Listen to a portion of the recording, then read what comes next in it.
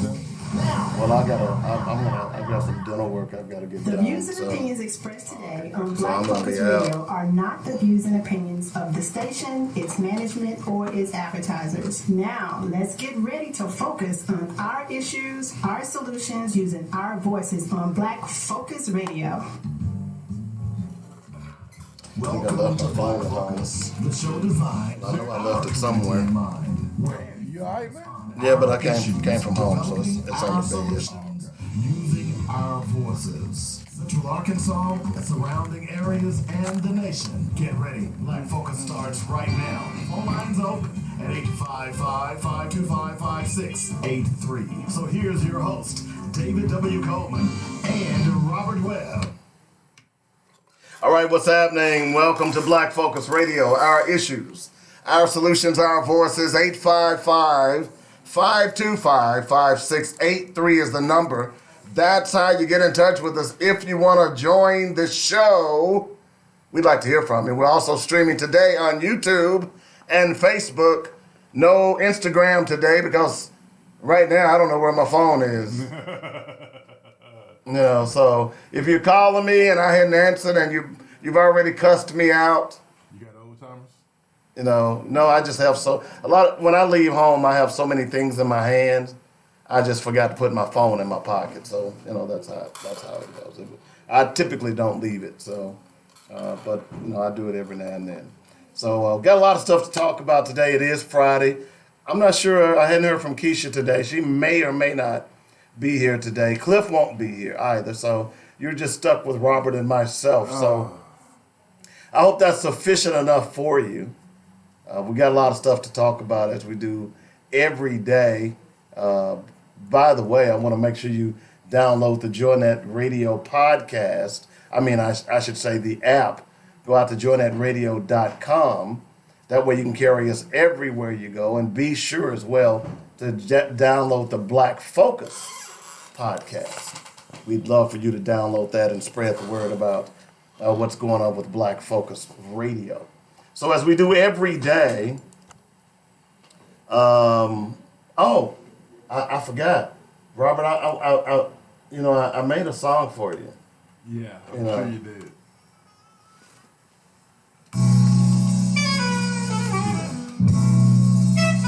You're very funny.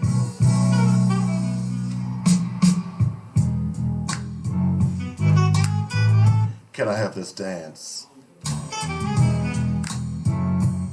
Yeah! Happy Valentine's Day to y'all! You're funny. How y'all doing? You're funny. Yeah, this is the all-time best Valentine's Day song. Cowboys, baby. You're funny. Uh-oh. Here Cowboys, you baby. Go. Here you go. He just an undercover DJ. Yeah. Ain't it? Yeah. He on a sports show. Yeah. Hey, I play the best old school bumper music in the universe. There you go. Only you think so. Yeah. Mm-hmm. Little Michael Henderson, Valentine love. Going out to all you Valentiners out there. Hope you got your little honey something. Here's the other thing. Why is it that men got to buy gifts and women don't? Y'all don't love us? It is the biggest racket going. I ain't touching that one. I'm serious. Valentine's Day is the biggest racket going. If you love somebody, it should be reciprocal, right?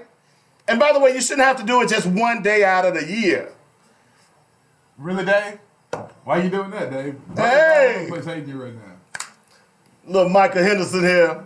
Happy Valentine's Day to all y'all out there. All you lovers. Side chick day is tomorrow. So side chicks, don't get upset. You'll get your box of candy tomorrow. Okay? I'm just letting you know. Robert, you awful quiet. Well, I got nothing to say. But that's my favorite Valentine's song. That came out in like 1912? 1976, somewhere in there. Norman Connors does one too. In fact, Norman Connors and Michael Henderson came out at the same time. Okay. Yeah. I'm glad for you, Dave. I know music, man. I know music. I always do say that I am a DJ. I'm a talk show host with a DJ trying to get out. I've been saying that for years. So anyway, I had to just jam that a little bit. Anyway, let's do Black Facts.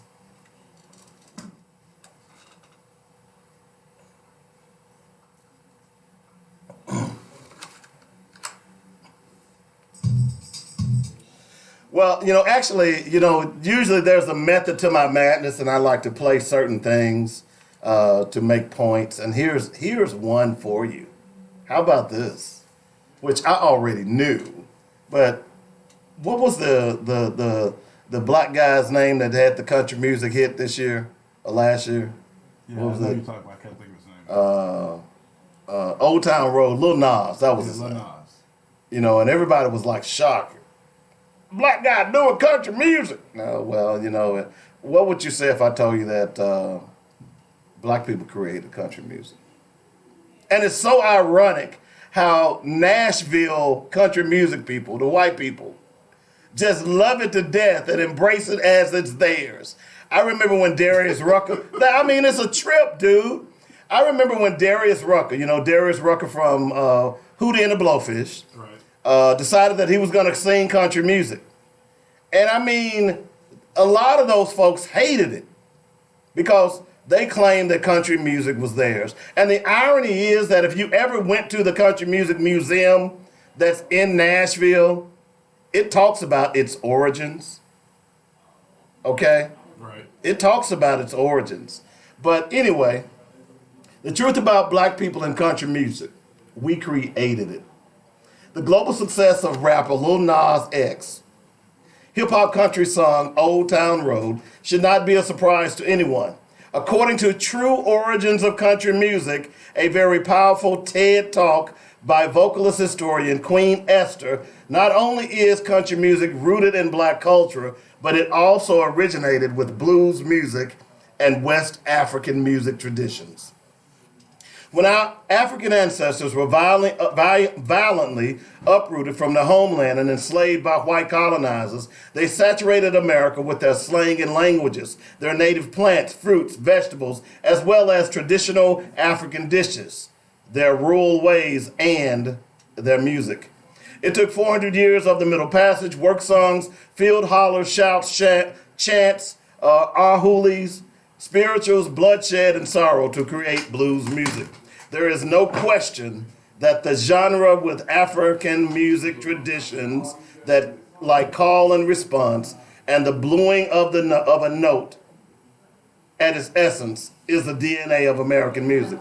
Without blues, there would be no rock and roll or of its derivative like punk, and there would definitely be no country or bluegrass.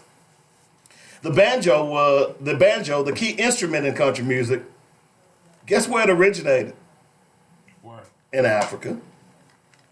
Like blues music and all of its sonic offshoots that continue to flourish from its blood-soaked roots, the banjo is uniquely African American. Originating in Africa, the banjo, also called banjar, banji, banjur, and banzar, was created in the early 17th century by African captives and brought to America through the West Indies. Thomas Jefferson was the first to mention the banjo in a footnote to his notes to the state of Virginia, published in 1785. The instrument proper to them, African captives, is the banjar, which they brought hither from Africa. It is nearly identical to the A Nodding of Senegal and Gambia and played with the exact same downstroke technique. Up until early 1840s, African captives were the only ones who played the banjo. Okay?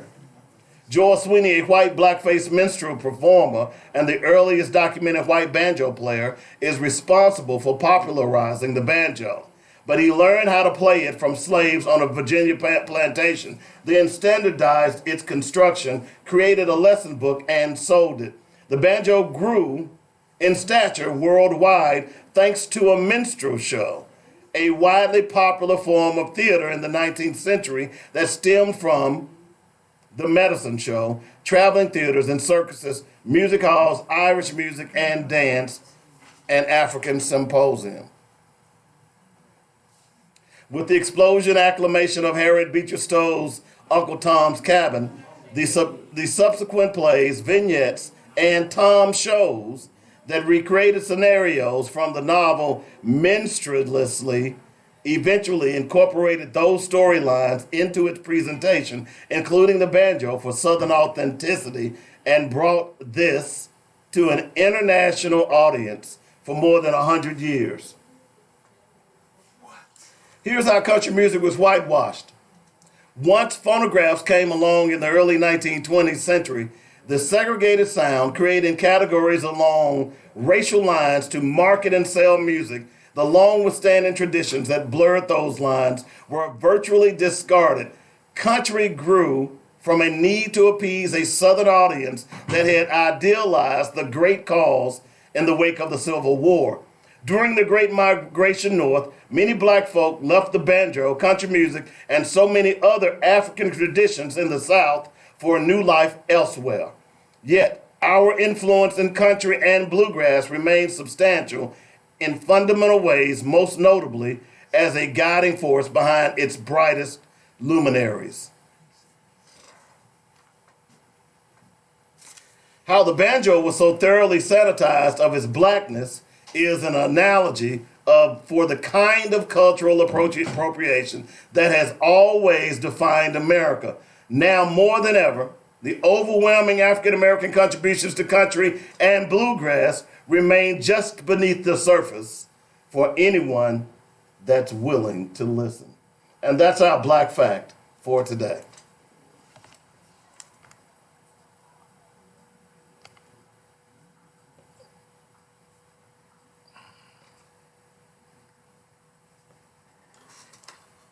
And if you would like to sponsor Dynamic Black Facts, give me a call at 615-554-0568, and I'd love to hook you up with a sponsor package. We've got some information about the Pulaski County District 34 race we'll get to here in just a moment. But yeah, definitely hit me up, and we'd love to put something together for you, a nice package where you can advertise on Joynet Radio. This would be a good time to get that done, like right now. And sorry, I'm having a little problem with my Facebook feed here for a moment. We'll get this back up and running for you here in just a second. So just give me a moment to hit a couple of buttons and things of that nature, and then we'll go from there. How about that? All right. All right, so all right, so that should do it. Yeah, hit that button. Let's see if we'll come back up here. All right. So let me quickly read the tease to you. I got so much stuff I want to get to, and we're gonna do like just a drops leave case. We're gonna like run through a lot of different stuff here in just a moment. We got a lot of people in the studios. By the way, folks, I will tell you, I'm gonna drop some knowledge on you. Black Focus Radio is going television. Why are you laughing, Robert? Because you're killing me. We are. We're going television.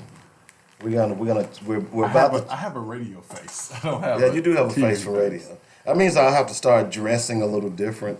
I won't be coming up here in my underwear and stuff like that. And So we gotta put clothes on. yeah, scratching on air and stuff like that. But that's How the much con- time we got? How much time? You got about a week before they Okay, good. before they completely transform the studio. Sweet.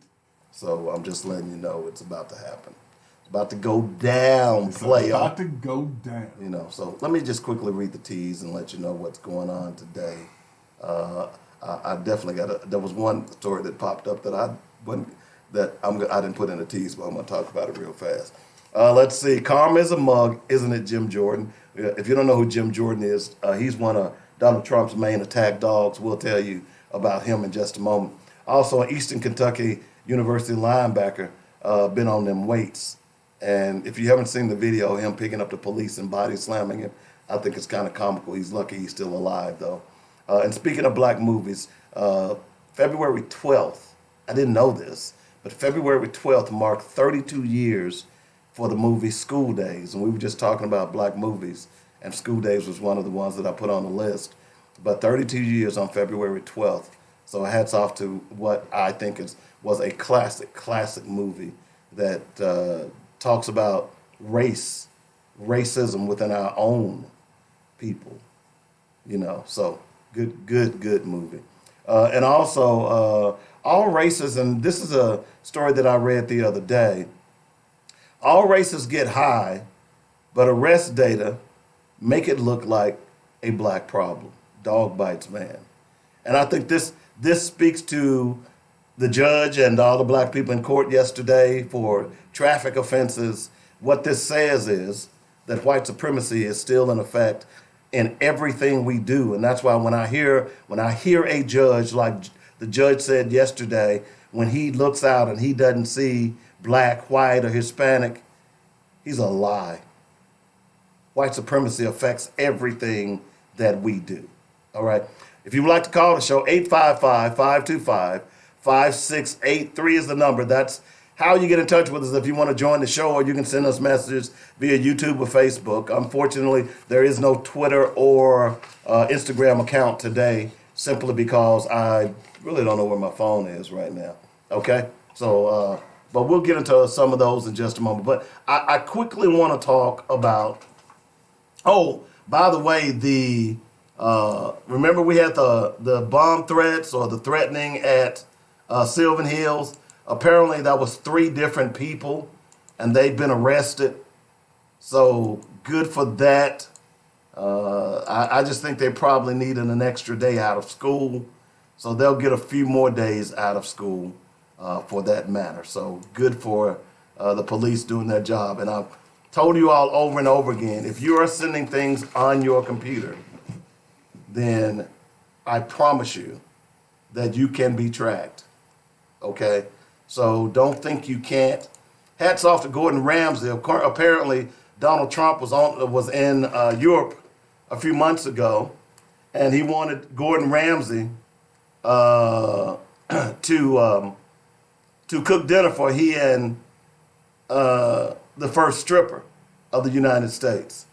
And Gordon Ramsay said, "Nah, it's use a cocktail stick." You'd have to see the commercial to know what I mean by that. But Gordon Ramsay said, "Nah, he ain't doing that, man. You're not getting none of my food." So good for him. I like Gordon's. Good show. Also, let's see here. I just want to make sure we're covering everything. By the way, I didn't want to. Someone asked me about this a while back. A black man buys Essence magazine and makes it 100% black owned again. And I also think that all of Jet and Ebony's intellectual property has also been bought by a black company. So that's good to see that has happened. We talk a lot about owning our history, and if we don't own our history, then it's subject to be destroyed. So just be aware of that. Also, I thought about this, Robert, with you. Your girl, Stacey Abrams, she says new voters are registering in Georgia faster than the GOP can purge them. What you all don't know, that the governor has purged over 50,000 voters. They did it for the last election, and they're continuing to purge. But even if they purge you, that doesn't mean you can't vote. You just got to go back and re-register. You're being purged for a lack of voting. Some states have laws that if you don't vote in X amount of elections or consecutive elections, or if you hadn't voted in a long period of time, they purge you, which I don't have no problem with that. But it's just peculiar that just of late they've been interested in purging votes. So the question is, if your vote didn't count, why are they so quick to purge you? Something to think about when people are out there making that argument that you shouldn't vote. All right. But Stacey Abrams is behind that, and good for her as well in doing that great work. Alec Baldwin warns GOP sniveling fealty to Donald Trump is straight out of Nazi Germany. And I'm loving Alex for doing that. And let's see, last but not least, have you seen the video of the Kentucky football player? No, the Eastern Kentucky football player? No, what did he do? Who body slammed the police? You hadn't seen it? He's lucky he's alive. You know, it's interesting. And I don't know who that is right there. But this is a reason. Now, I'm going to tell you what I'm looking at. Here's a reason why certain people there should be standards for being in certain jobs. What is this person going to do? Look. What are they doing? Watch. We're watching a video of two police accosting a Kentucky football player. And he picks him up and slams him to the ground. Okay? Now, notice this person right here hadn't done anything yet. Now, what is that? I'm getting the cuffs now. Now, if you haven't seen the video, there are two cops. One of them is a standard height male, and another one is a female that looks like she's about 5'2". So when the confrontation takes off, the 5'2" female is no help whatsoever. There are certain jobs that some people should not be allowed to do because of the physicality of those jobs. I'm just sorry. I'm not being misogynistic. I'm just being real with you. Okay? And if you watch that video, you'll understand what I'm talking about. You know, it's kind of like if I'm in a burning house, I'm 245 pounds. Do I want that 100-pound firefighter to come in and try to pull me out? You get my point, right? You got issues. I'm just saying. Okay, Robert, how much you weigh? A lot. Okay. You 6'2"? 6'5". You 6'5" and you weigh a lot. Do you want that 100-pound firefighter coming in to pull you out? I do not. Okay, case closed. I want a little meat on my bone. That's what I'm saying. Some jobs are not suited for everybody. You know what I'm saying? It's like, let me give you another example. I'm 245 pounds. You a big old dude. Okay, that's right. So a lot of people don't know that, but hey, that's why if you coming, you better bring it. Okay, because it's gonna be an all-day sucker. But I can't go down to Oaklawn and apply to be a jockey. Nah, you gonna kill a horse. You see what I'm saying? Yeah. Some jobs are not suited for everybody. Okay? And people get mad at you when you say that, but that's true. It's just not. Just saying, man. 855-525-5683 is the number. That's how you get in touch with me. So you got something that someone just delivered to us. So let's talk about that. Yeah, just a little something about the election from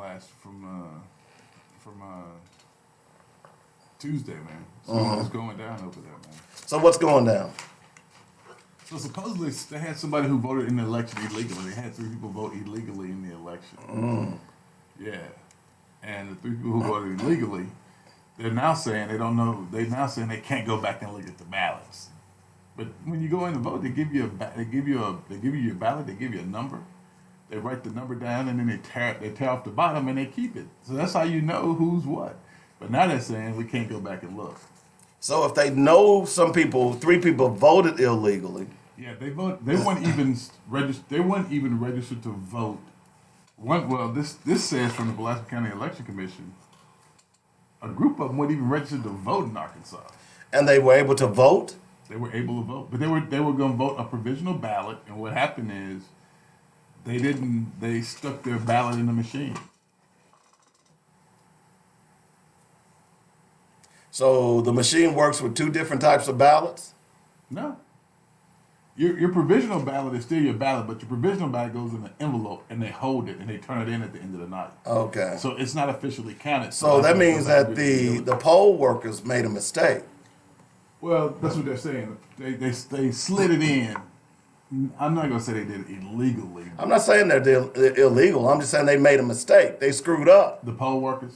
Yeah. To some degree. What do you mean? It ain't no some degree. You always trying to minimize stuff. How am I minimizing? You just said that they were supposed to put the thing in a envelope and hold it. So if that's the case, the poll worker there should have taken that provisional ballot. This was at the St. Mark. This was at the St. Mark Church. Oh, really? Are you gonna wait, Dave? Will you stop, man? Okay. Jesus. So at St. Mark, man, they get St. Mark. They have a nice little flow. So they're pretty busy. So it was. They could have been too busy. It was only some hundred people voted. Come on, man. They all voted so far. So if you stop, I'm sorry. But so I'm sorry, man. Wait a minute. Let me get my last out. You are pitiful. Let me get my last out. Okay, I think I'm ready. So I'm not ready now. I'm not ready. will you stop, man? You are killing me. Are you ready now? Are you okay now? Are you okay? I can see people standing out on 12th Street. Here comes another one. Looks like they go here. Vote right here. Vote right here. It reminds me of when I parked cars back in the day and park cars. Park. You got serious issues. You got serious Okay. issues. All right. Woo side. Both sides, yeah. So, Okay, go ahead. So allegedly, Now, where was this? will you stop, man? Will you stop? 744 people voted, and it seems like maybe 600 of them voted at St. Mark. But so supposedly they slid the ballot in, right? Mm-hmm. They slid the ballot in, and the actual provisional voter ballot- would have had to slide the yeah, ballot they in. slid it in. Okay. And it was supposed to be a provisional ballot, and unfortunately the vote was counted. But they're trying to say now they can't go back and see who counted, and supposedly there were 3 provisional ballots that were counted that shouldn't have been. Well, the machine counted it. Once you slide Once it you slide in, into the machine. the machine counts it. But now the election commission is saying we can't go back and find out who it is, but yeah, you can. They didn't make there's not a receipt on who you That's a gave her receipt. So provisional ballot if you to? look at your ballot, well, if you look at your ballot, right, when you go in there, they tear the bottom piece off of the ballot, and those 2 numbers correlate, but they're saying they don't. Well, maybe they're doing it different down there out of St. Mark. You are very funny. You are very, very. Well, it could be. I'm just saying. Well, so what does that mean? So if they know that there were 3 votes that were illegal, so but they don't know do they know who the illegal votes went for? No, they don't know who they went for, but they know that James Hemphill.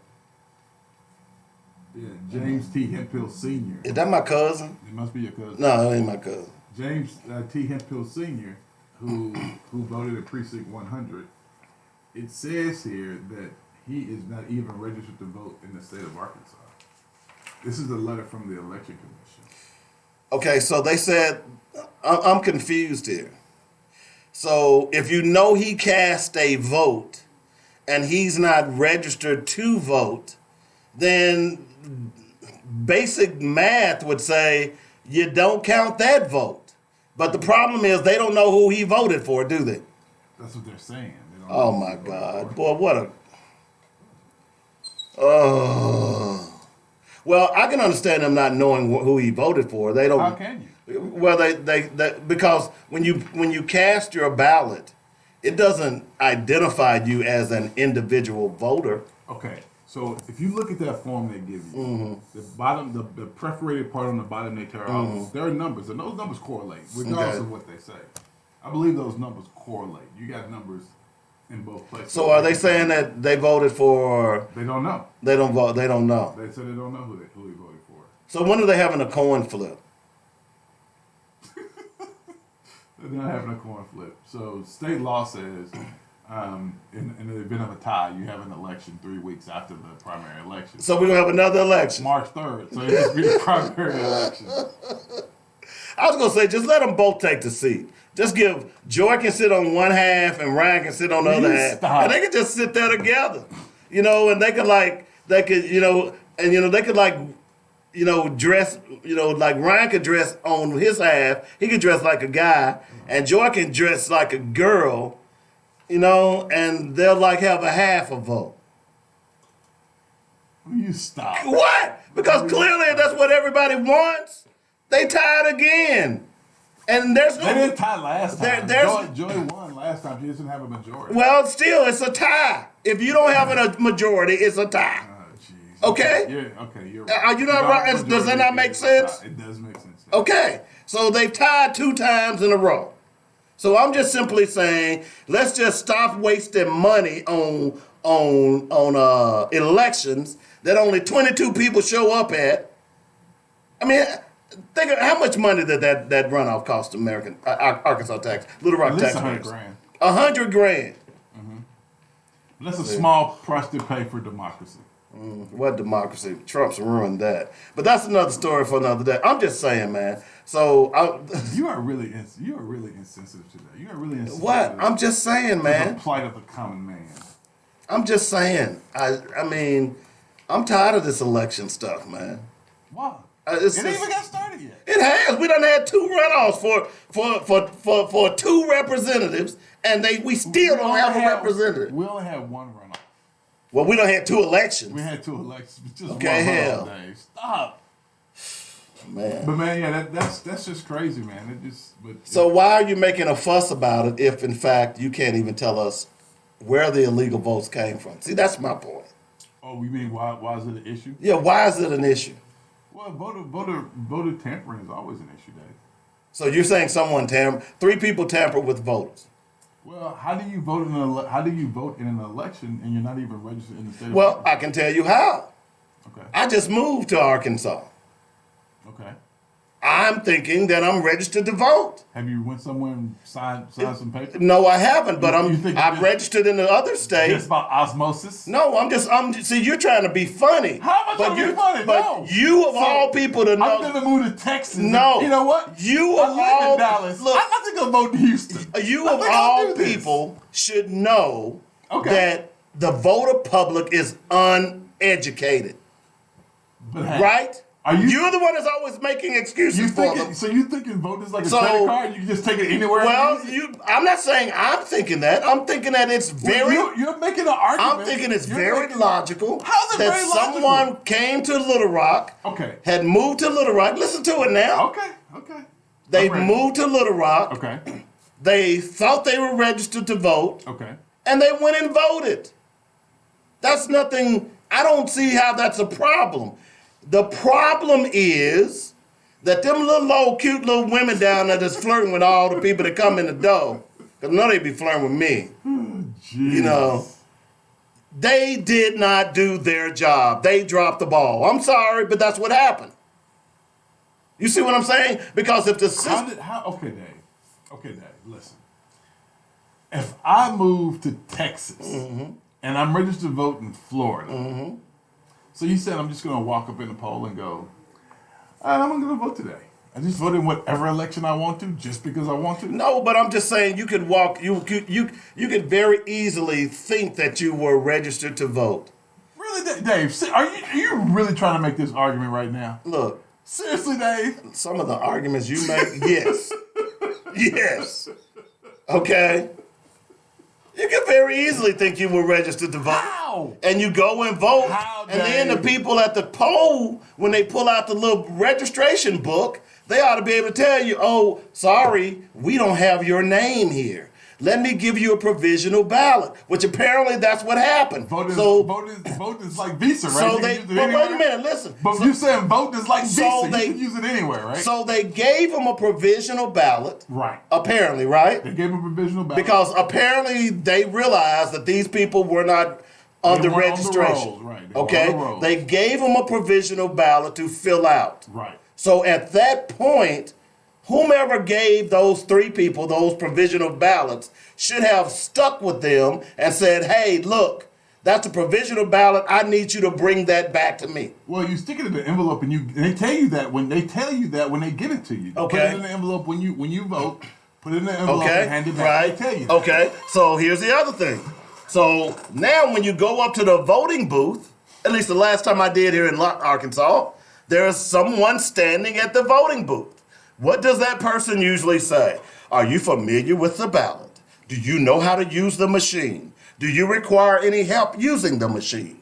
Am I right? Okay. Am I right? They never said that to me, but they probably do. They do. And then they'll look at your ballot to make sure that you have the right paper before you go in and pull the little, peep show curtains. Right? Okay, yeah. So at that point, someone dropped the ball. You can't blame the people that were trying to exercise their due process of voting. I would follow your argument if there were 20 of those Really, mistakes, but just 3. Dave, you know what? I don't see the subterfuge Technically, here. Dave, you don't know how many people voted illegally. You just said 3. Yeah, 3 that we know of. Okay, so until we know further information, we can only go by 3. But you're still chalking this up as they just didn't know.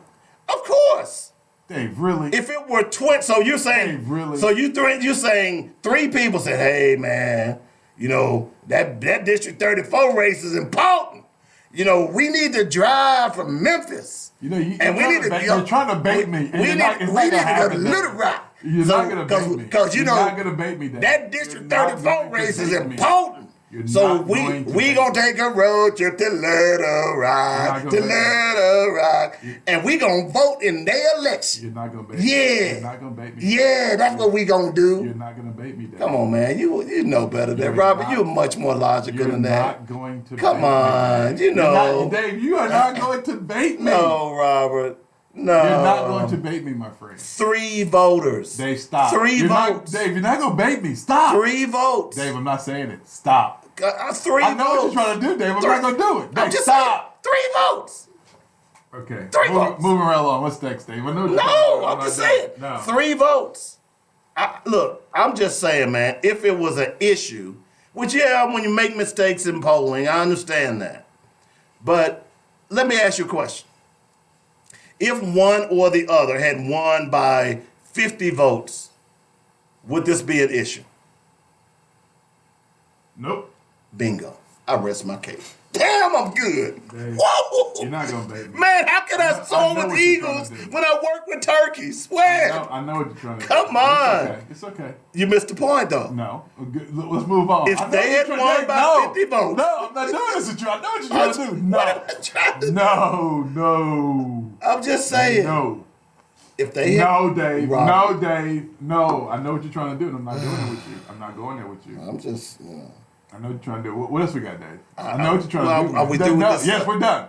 Why? I know what you're trying to do. Why? No, we're done. We're done. I know what you're trying to do, and we're not going to What am I trying to do? I'm just, Don't act like you're brand new, Dave. I'm just trying to make a logical argument here. I had a lot of time to think about Judge Fleming yesterday. Mm-hmm. Really interesting interview. You did. Really interesting Mm-hmm.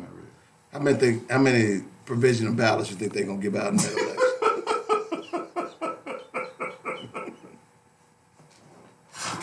How many people coming from? They probably coming from Mississippi for him, Mississippi, Louisiana, I'm not talking. Alabama. I am not talking. They probably just bring a Winnebago full of folks. I am not. Hey y'all, Vic Fleming running for judge. Hey, let's go to Arkansas and vote in the Arkansas election. Get us some provisional ballots. The more you think about it, the more illogical it sounds, doesn't it? Now, if it were like 50 people, I'd say, but just 2, I don't know. Dude, I'm done with you. Just so you know. I just think the poll worker dropped the ball. Okay, yeah. So, Judge Fleming, let's move on. Judge Fleming. Maybe. Will you stop? I'm not doing this with you, Dave. I'm not doing it. I know what you're trying to do. I know what you're trying to do. So you've been flirting with the poll worker. I'm not doing this with you. Something. When you went to vote the other day, I'm not doing this with you. Did they flirt with you? I know what you're trying to do. Did they flirt with you? Not having this conversation. I'm just did them all women flirt with you? I'm just saying. The last 2 elections that I went and voted down at the city hall, them little women were like, I'm not talking to you anymore, Dave. No, I'm just saying. I'm not talking to you anymore. And then you go in there with your big jack-o'-lantern smile and stuff and be, how y'all doing? I'm not talking to you. Y'all want some donuts? Hey, I'm man, Rob Webb. Why are you always trying to put the stuff that happens to you onto me? I just told you they flirt with me every time I go. I've never been flirted with. Well, them scared me so bad, I thought about getting an absentee ballot the next time around. You got some serious issues. All right, man, let's talk about Judge Fleming, man. Come on, man. Judge Fleming, come on. Stop. Oh, that was pretty funny. That was pretty good. Oh, stop, man. Stop. Okay. I'm just kidding, ma'am. If you listen. You got issues, man. You got serious issues today. You are All right, sick. so what was, after listening to your buddy Judge Fleming yesterday, what you think? You go first, because I already told you how I feel about it. When you tell me, when he said, when I look out into that audience, I don't see black, I don't see white, I don't see Hispanic, I just see people. You lost me on that, dog. Lost me. Yeah. Sorry. Yeah, but the thing was, he said that Walter Nunn brought those Russian judges in, right, back in 97, 96 Right. and 97. And I'm sitting there thinking at that time, so in 20 years, you ain't never thought that maybe something ain't quite right. But see, that's exactly my point. But I didn't answer the question because I didn't want him to think we were beating up on him, right? Because I didn't want him to Well, I couldn't get a question in edgewise. Well, I apologize. Hey, anytime you really want to ask a question, you ask a question. Don't try to do that. But man, I was really amazed. I was really amazed by by his comments. I was. Well, I'm just saying, you made the point about him. When they brought the Russian judges in there, and they made the point about there were so many black people, Yeah.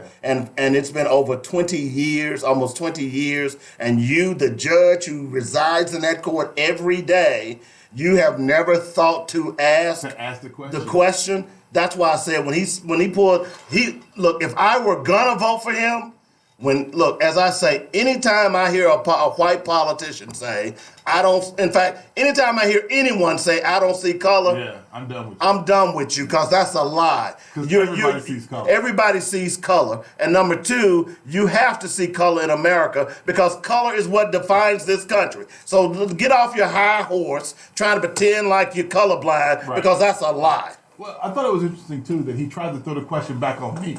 Well, what would you like me to do as a sitting judge? I wanted to say, what do you want to do as a human? I mean, because that one got me. That one really got me. That one got me. He did hold his own. He did have the conversations with us. I thought that was pretty cool. He was a couple of times he was a bit tense. He seemed like he was like he wasn't really happy about being on the hot seat. No, he wasn't, because he's probably used to people not questioning him. And therein lies the problem. And as you made the point, and he tried to pretend like, well, we've been doing amnesty programs all along, He got that out real quick. You notice that? He did. Yeah. I noticed how he quickly made that point, because that's where he's getting beat up at.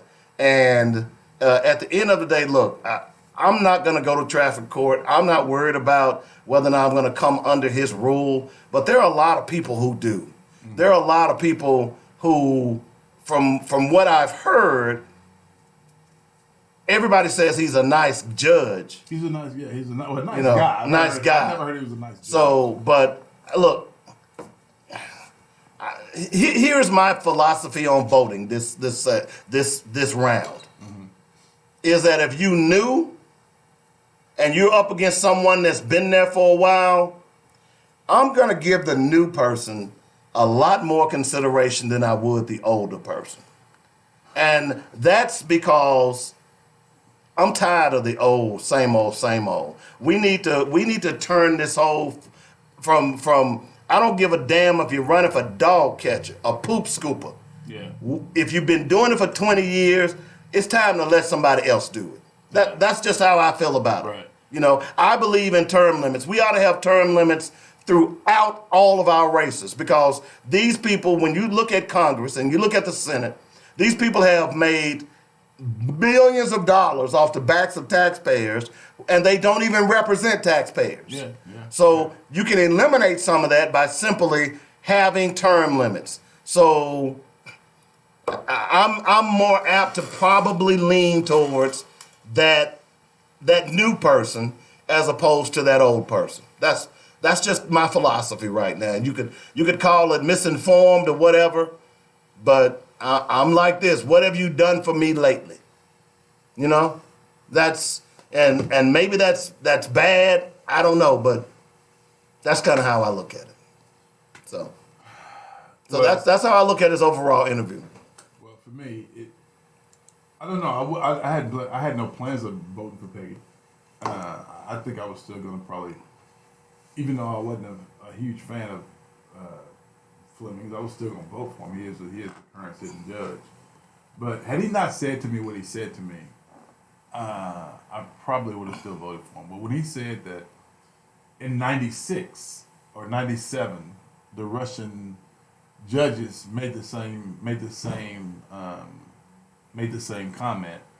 So you've known for 22 years that this is problematic, or this doesn't look very well, and you chose to ignore it. Right. That's you lose my vote. Right. That's the obvious thing that came out of it to me. Letting black people be abused. Right. So that's the obvious thing. You foreigners. Yeah. Foreigners saw the issue. And here's the other thing. Foreigners from a communist country. From a communist country, right. You get this, right? Right. You see, I'm sitting here and wasn't like they was from Ghana, right? Right. And Keisha, she said after the show, I think y'all had gone. She said, you were looking at him like, hey, I ain't going for that. You know? Because you see how he was looking straight at me. I was sitting there like, but the point is that foreigners from a communist country came into your court and identified that the majority of the people that are in your court are black. And you, over the 20-year period, has never said to yourself, because you don't see color, why are so many black people coming into my court? Well, let me tell you this. He's a lie about not seeing color. He didn't come in here by himself, did he? No. I know that was by design. Well, the thing that I'm gonna tell you something. That was by design. We've had a ton of I got that. We've had a ton of white people show up at the show. I got that. We had a ton of white people come to our show. Yeah. I can only think of one white person who brought somebody black with them. Mm-hmm. Ever. Mm-hmm. Stoller even came down here by himself. By himself. Yep. Who else? I'm trying to think of who else we had. I can't remember anyone bringing anyone. Nobody ever brought anybody with him. They always came by themselves. But he came down with somebody black. He brought him somebody black. I think I know that guy too. That's the thing, though. That shows you that what you said was BS. Mm-hmm. Because if you don't see color, why you bring a black guy with you? Yep. I started to say that too, but I was like, nah, man. I was getting ready to ask him to sing "We Shall Overcome," but see, look at you. Look, man. I'm just tired of the BS, dude. Had you figured that out by now? Keep putting it out there. I'm just tired of the BS. Just come in and be honest. Just come in and be legit. Right. And see, that's what I'm saying. If you believe in what you're doing, come to the show and speak your mind. Okay? If you truly believe in what you're doing. But for him to bring that guy, as soon as dude walked in and I saw the brother, I'm saying, oh man, is that supposed to make us feel like, oh, see, he cool. He cool. It almost insulted me, to be totally honest. I'm like, really? You bring a black guy? Yeah. Really? Why would you bring a black guy? So you've been better off just bringing a police officer. That's what I'm saying. You know what I'm saying? Hey man, you got my back. Yeah, boss. I don't know about these Negroes. I might take somebody with me. So at the end of the day, like I said earlier, that it's problematic with you. Not yet. Yeah, I will at the top of the hour. You gonna save us some? Okay, thank you. But no, man. If I didn't have a person to vote for after listening to him yesterday, we don't make endorsements. He won't be the one. He damn near helped us make one on that. Right. I'm like I say, look, I'm not endorsing, Peggy Egan or anyone. I'm just simply saying I listen to the candidates. I listen to what you say. And here's the other thing that kills me. In this day and time, with race on the forefront as it has in my lifetime, more so than it has ever been, and you don't see color, you a damn lie. Come on, dude. You gotta see. Who am I, boo-boo the dang fool? You have to see all these people walking into your court who are black, you have to see that. You have to see that, right? I mean, could he really be colorblind? I mean, seriously, Dave, could he really be colorblind? It's kind of like your ballot question, right? Yeah. Yeah. Okay. Yeah. Yeah. Well, I just thought it was really interesting. The man would in my face would say, "I just see people." Well, when people do I that, see dead people. yeah. Here's the thing: when people do that, the reason they do that is because they think that's the, to me, it's the all lives matter argument. And when he said that was the first thing I heard was, I didn't hear the other part. I just heard him say all lives matter. Yeah, That's what, yeah. and then after that, I just kept hearing all lives matter. Yeah, no, I don't disagree. It's kind of like that Tide commercial about the stain. I don't disagree. That every time the guy would talk, the stain would start talking. Have you seen that commercial? Mm-hmm. That's kind of how it was with me. After he said that, every time he said something, all I would hear was all lives matter. All lives matter. All lives matter. All lives matter. Well, and the thing too, when I asked him the question about the racial makeup of his staff. He didn't give you an answer. Did you notice that? He said 60. He said, I think 60-40, 70-30. You should know. I'm thinking, I only saw 2 black folks. Really, everybody else was white. Well, the other one was here with him. I don't think he was on his staff. Oh. He wasn't on his staff. Was he like the bodyguard or something? He must be his bodyguard. Did he give you his card? No, I gave him my number. Oh, okay. Yeah. So you just saw the black guy. You just gave him your number. Yeah, just black brothers bonded. Oh, Yeah. okay. I just gave him my number, but that was to me, man. That was really Enlightening. This is why you have to have these forums.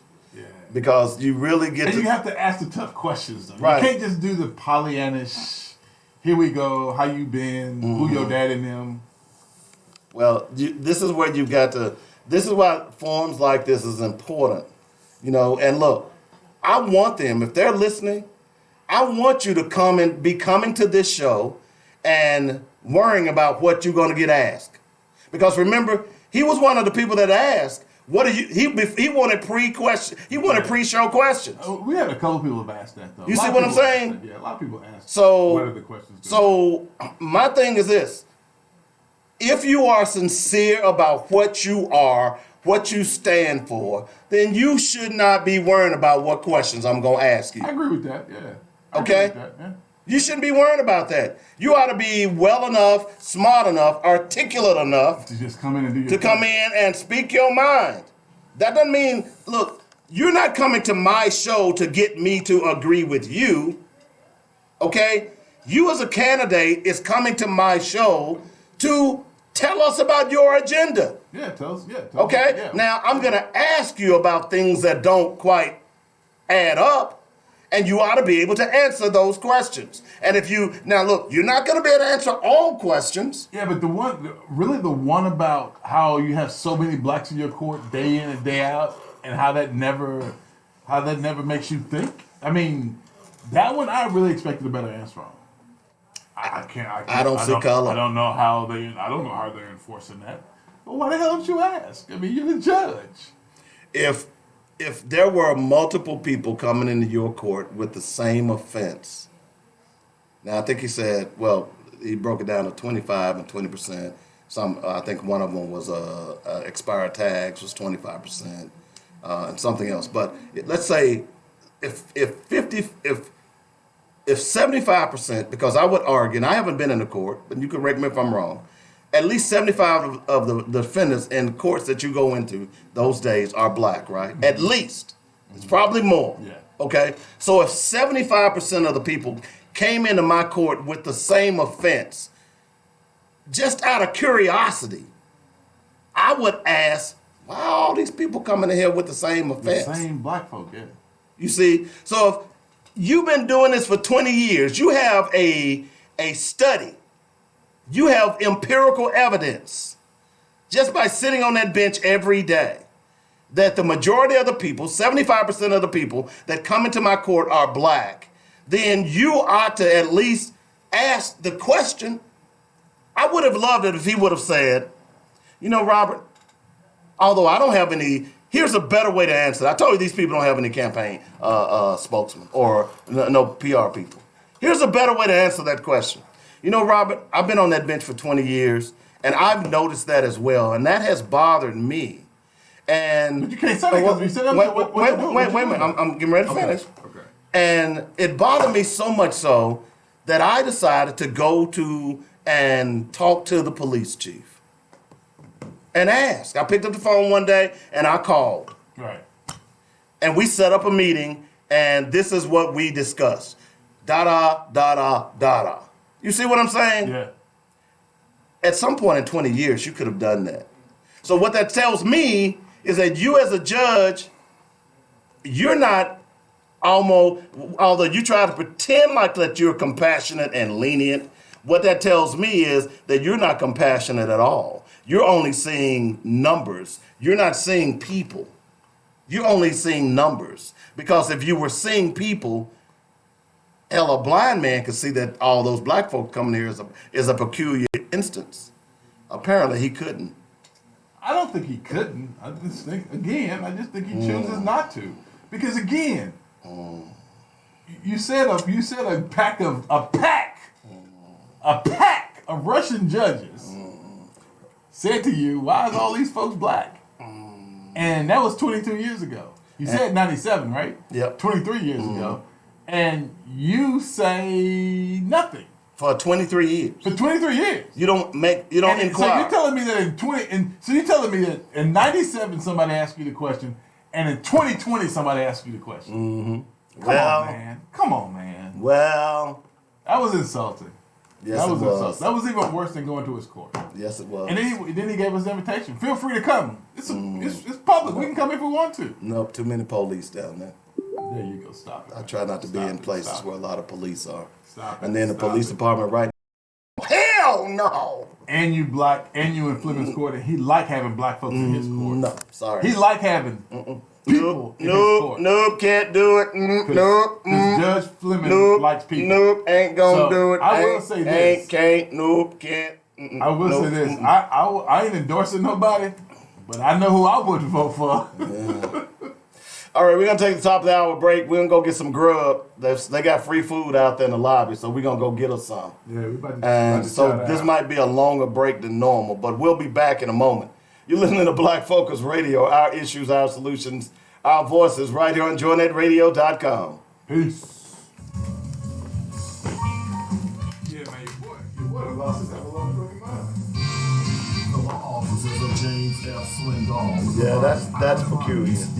Care and attention that larger law firms cannot offer. Our experienced attorneys have brought hundreds of cases to verdict in state and federal court and recovered millions for our clients. If you or a loved one have been injured or have property wrongfully damaged, we may be able to help. Do not hesitate to contact our firm anytime for a free attorney consultation. Call 1-800-848-1290. That's 1-800-848-1290. Or email inquiries at arkansas-personal-injury.com. Our law offices are centrally located at 212 Center Street in Little Rock. That's the law offices of James F. Swindoll, personal injury and products liability attorney serving Arkansas since 1977.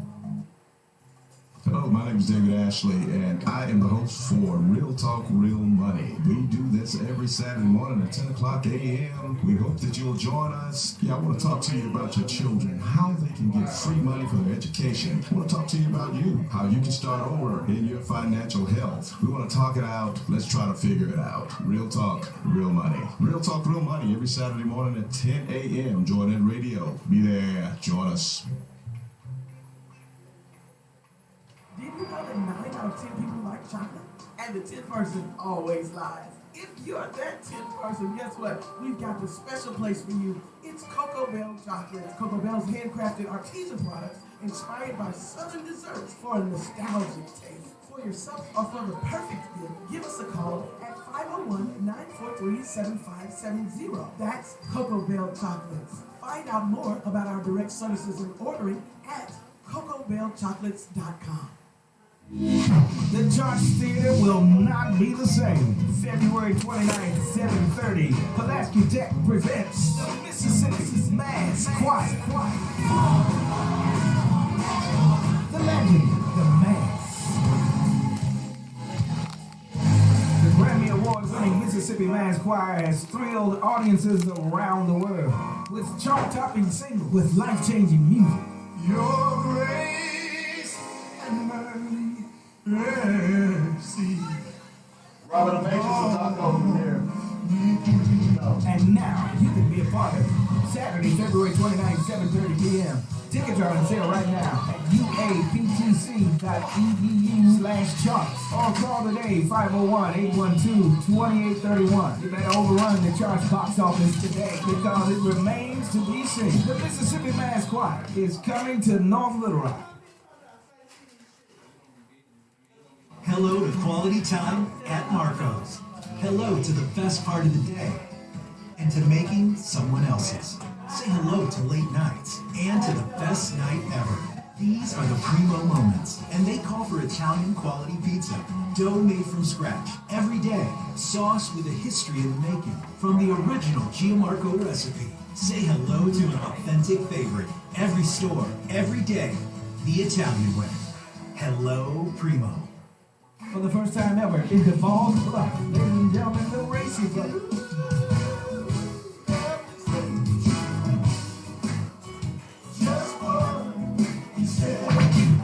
Saturday, February 22nd, for the Home Will Always Be Home concert. Arkansas's own Racy Brothers. Lit by God. The Spiritual Winds of Joy is hosted by that old deacon from the east, Deacon Robert Craig. Doors open at 5. The service begins at 6. Adult admission is $10. Children 12 and under $5. At the Devals Bluff High School Auditorium, 710 East Sycamore. Don't miss Bishop Michael Thomas as he brings in also the Cheerful Rites and the Morning Starlight. It's the first time ever in Devals Bluff because home will always be home. Pastor Ron The decisions judges make impact every area of our lives and communities. As a pastor, I see the need every day for judges to be fair and impartial. LaTanya Levitt Austin is running for Circuit Judge Division 9. Ms. Austin not only has the experience, but she has a proven record of serving the people of our community. On March 3rd, join me in supporting Ms. Austin and vote for LaTanya Laird Austin for Circuit Judge Division 9. Paid for by the committee to elect LaTanya Laird Austin. The Charge Theater will not be the same. February 29th, 7:30, Pulaski Tech presents the Mississippi Mass Choir. The legend, the Mass. The Grammy Award-winning Mississippi Mass Choir has thrilled audiences around the world with chart-topping singles with life-changing music. Your grace and mercy.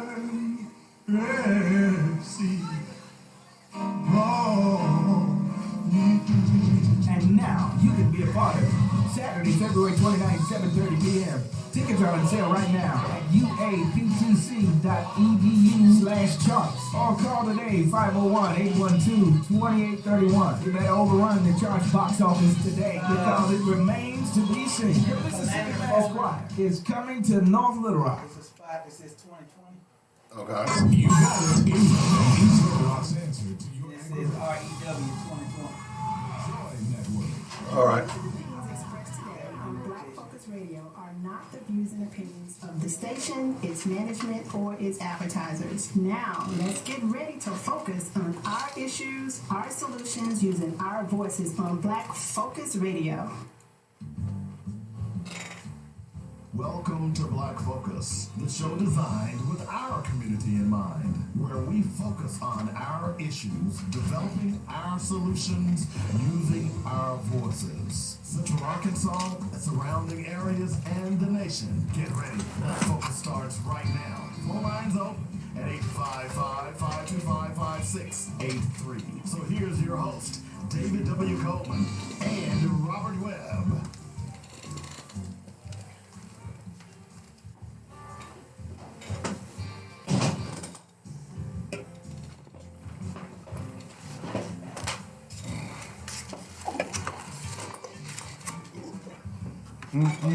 All right, we're back. Little extended top of the hour break because we were feeding our faces. Hats off to Django for bringing in some food today. Hey, appreciate that, Black. Appreciate you. Devil's Advocate is celebrating 5 years. So he decided to feed us. So I ain't mad about it. And I sure did get fed. No ifs, ands, or buts about it. You know, one of those things that we always like to say in radio, free is we. So anytime you want to bring us some food, long as you can cook it at home, long as you don't have cats or dogs. If you got a cat or a dog and you cook it at home, I really want. I'm just saying, cat hair has never been my favorite. We need pictures first. Exactly. You know. So, but anyway, you could always bring us some food. That we good about that. No ifs, ands, or buts about that. Let's see some of the other things that I want to talk about.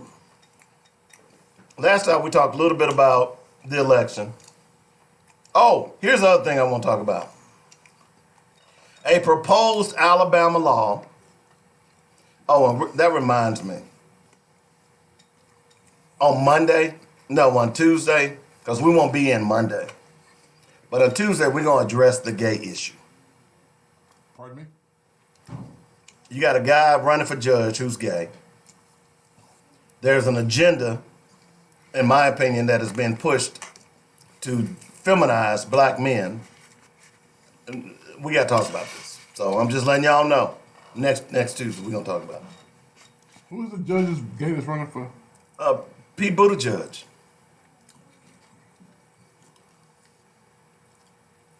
He's not running for judge. He's running for president. I said president. I didn't say, how's he feminizing black men? We'll talk about it. Okay. I'm just saying. Because there was a subject that came up this morning on a talk show that I was watching. Is America ready for a gay president? Okay? So I think it's something that we need to address. Excuse me. Not that it's going to be an honest conversation. But I bring that up because here's a law that has been proposed in Alabama. A proposed Alabama law would require all men to undergo a vasectomy within 1 month of their 50th birthday or after the birth of their third child, whichever comes first. Okay. HB 238 was authored by Representative Rolanda Hollis and would not only require all men over 50 to receive a vasectomy, but it would also require them to pay for the procedure out of their own pockets. So, why are you laughing? Now, I will tell you just from a personal standpoint that a vasectomy was the best operating procedure I ever got. Ever? Ever. Okay? One of the things that I don't regret, trust me. Okay? Mm-hmm. But, now, of course, Representative Rolanda Hollis, who is a black woman, is doing this tongue-in-cheek because of they're saying that they have no reproduction rights because of abortion. They're most of these southern states particularly are figuring out ways to ban abortion, this, that, and the other. Right. Which I understand her sentiment, but I can't follow her logic, and here's why. Because I, as a man, have no reproduction rights. Hello? Okay, I hear you. You get that, right? I hear you. Yeah, I hear you. Do you know why that is? No, because you're a man. Because I'm a man, right. And if for whatever reasons, and to prove to you that I as a man we don't need legislation from this representative because men have no reproduction rights anyway. Right.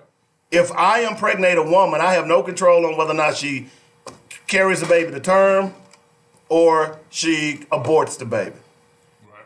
I have no reproduction rights. You get that, right? Right. Over her body, right. Okay. Over her body. But it's not her body, it's my baby. Hey, Dave, if you get out my car and you leave your wallet in my car, I'm gonna want my wallet back. you can have your wallet, with Dave, everything that's but in you it. don't get my car. I don't want your car. I want my wallet. Okay, just so we're on the same page. Okay, the same as with my baby. You don't have that baby without me. Before I start getting text messages, bad analogy. I apologize in advance. I already know it was a bad analogy. I apologize. He's eating, so okay. I'm just simply saying is that I already as a male don't have reproductive rights. Now, I do agree that it is peculiar that white men always want to tell women what to do with their bodies. Mm-hmm. You know, whether it's sex or whatever. That's their history. Mm-hmm. But here's the problem that I've always had with this argument about reproductive rights, and that is that I don't have any. I don't have them either. Now, before I follow you hook, line, and sinker with what you're trying to say, then give me some reproductive rights. But you don't want to do that because you don't really believe in equality. You want conditional equality. Woo, saw. Quiet. Real quiet. Real quiet. Real quiet. But anyway. You said I'm quiet. I'm just saying. I don't have nothing to do with none. I don't have nothing to do with You none. scared. You scared. You scared of them. I ain't scared, man. I done been in this fight.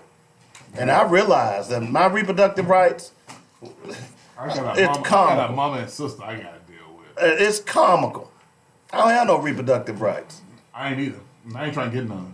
Whatever you want to do with yours is cool with me. Okay, even though I'm glad you said that, Robert. Even though... You ain't slick, dude. You always trying to bait somebody. I'm done with you. Even though you said that, if I want them, should I be able to have them? What? Reproductive rights. Even though you don't want them, but if I want them in this society that we are calling equal, should I have the right to have them? Dave, if you want to control your reproductive rights, glove up, vasectomy, whatever. That's almost like those men telling women to keep your legs closed. No, but it's Robert. me, Dave. I'm telling you that. So it's not the same. Dave, honestly, I'm offended. That is so misogynistic. Dave, honestly, I haven't a clue, bro. I'm simply asking you a question. You know why? If you don't want reproductive rights, should I be able to have reproductive rights? This is an argument you can never win. It's an argument that many men are afraid to really have. For me, it's pointless. It's a pointless argument to me. Why is it pointless? Because I stand up when I pee. Oh, so? I have no understanding. I write my name in the snow. Big deal. I have no understanding. I can't even begin to relate, right? Because I mean, what women are capable of doing, I'm not capable of doing. Are they capable of doing it by themselves? No, they need our help. Thank you. Rest my case. Just made my point. But Dave, I'm still not touching it. If it was something related to spontaneous regeneration, I'd say, hey, I can't do nothing about that. But the fact that you need my help to procreate says that I have 50% of those rights, and you don't have the arbitrarily rights to automatically say that I'm going to abort this baby without the father. You can never win that argument. I may not win the argument, but it's a logical argument. And that ain't the hill I want to die on, Dave. Okay, That's not the hill I'm gonna die on. I'm just saying. I'm talking about this because this stupidity. And here's the other thing: you talk about all the time sending legislators to do work. Mm-hmm. Is this work? Is this law work? She's a black woman. Are there other things that you could possibly be doing, Representative Rolanda Hollis from Birmingham, other than putting up stupid bills? I'm sure there's other things she does as well, Dave. I just think this is one that she's shooting a shot across the bow. To do what? It's not going to pass. It's just to try to make a statement to her constituents. But it does. And it reeks of sexism. Dave, so this is just a shot across the bow to spark conversation, right? Well, that's what we're doing. We're conversing. Right.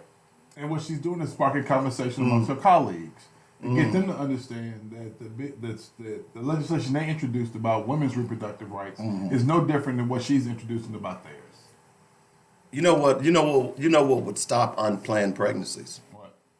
If women knew that they had a 50-50 chance that they'd lose custody of that child.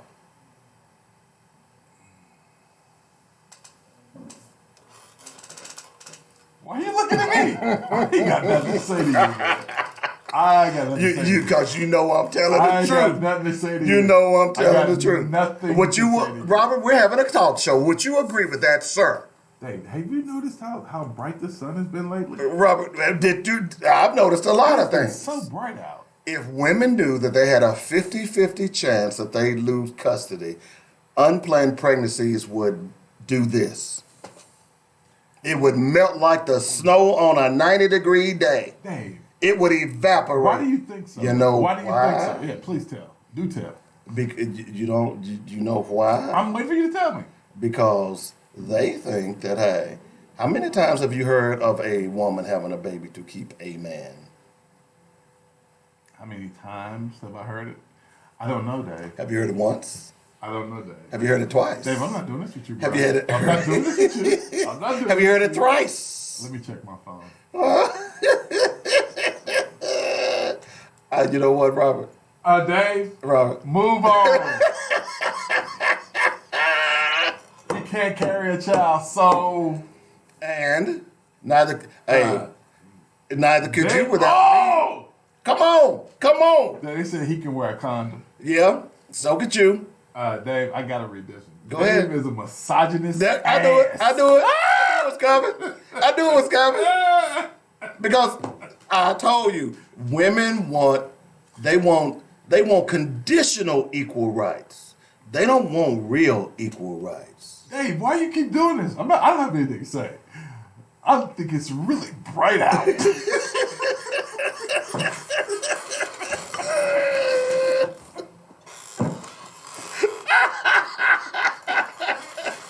Have you noticed how when the wind blows, how the leaves sway? Wow. Yes, sir.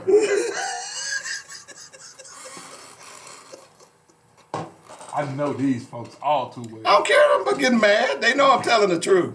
That's why I tell you, when I tell people about when I go to California, do that seminar, I disarm them all the time because if you really want rights equal, and this is across the board or anything, if you tell me you want equal rights for everyone, then that should apply to everyone. Everyone. Most people don't want equal rights. They want conditional rights, like white people. They want conditional rights Some white people. because they are white. Some women, some white people. Okay? They want that white privilege. That's a conditional right. You get that, right? Yes, Dave. Totally. So you don't want to talk about women. You don't want to talk about your little white friends. Okay? Can we talk about black people? I'm just saying, because, this is a talk show. We still got 40 minutes to go. What we going to talk about? We want to talk about the weather, the wind, swing the trees? It is swinging the trees really nicely, don't you think? Oh, Lord. Why you giving me a hard time, man? I'm just saying, bro. I'm just saying. All right. No, So, I just thought that law was kind of stupid. Well, do something that make a difference. but Dave, Come on, listen how stupid this is. Even waste the taxpayers' money by fouling this stupid law. Let's do it. Not only would it require all men over 50 to receive a vasectomy, okay? You get a vasectomy after your third child.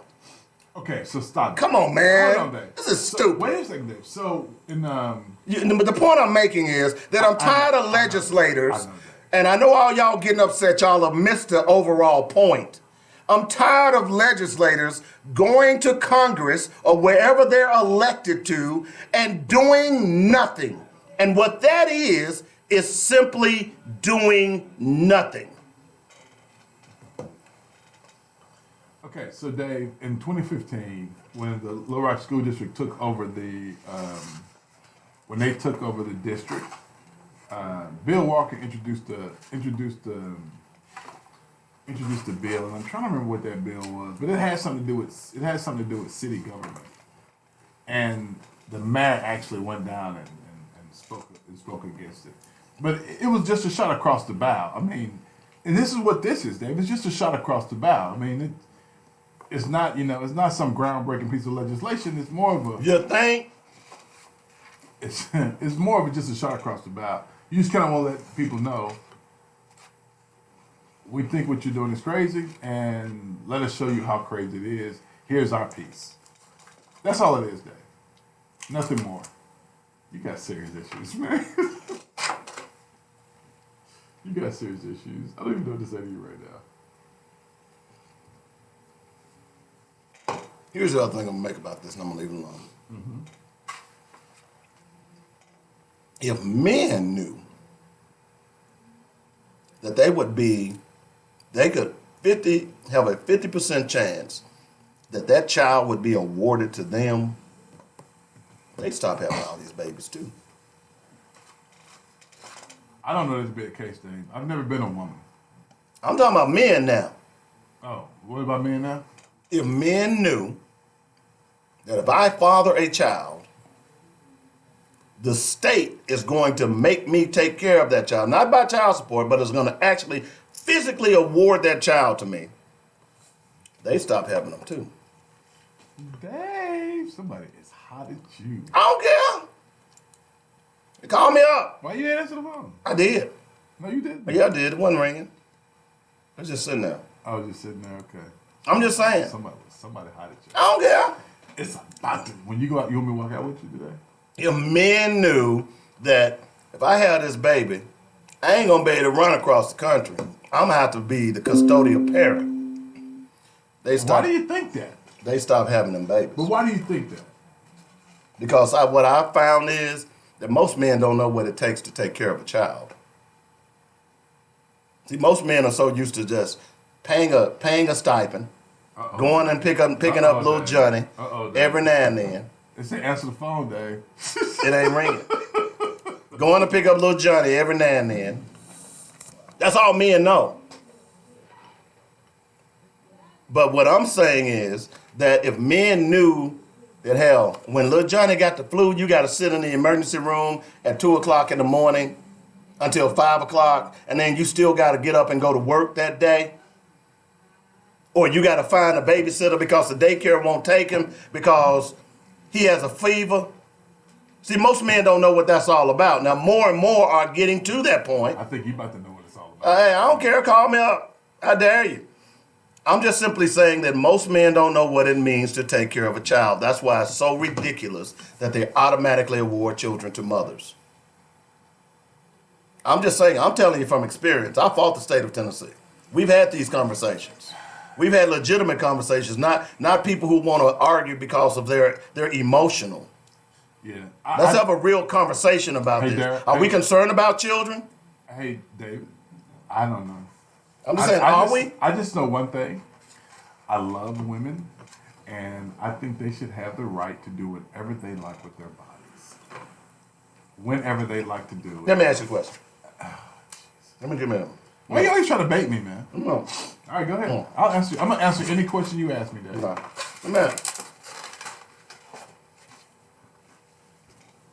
would you agree that when two adults, man and woman, come together and decide that they're going to have relations, Okay.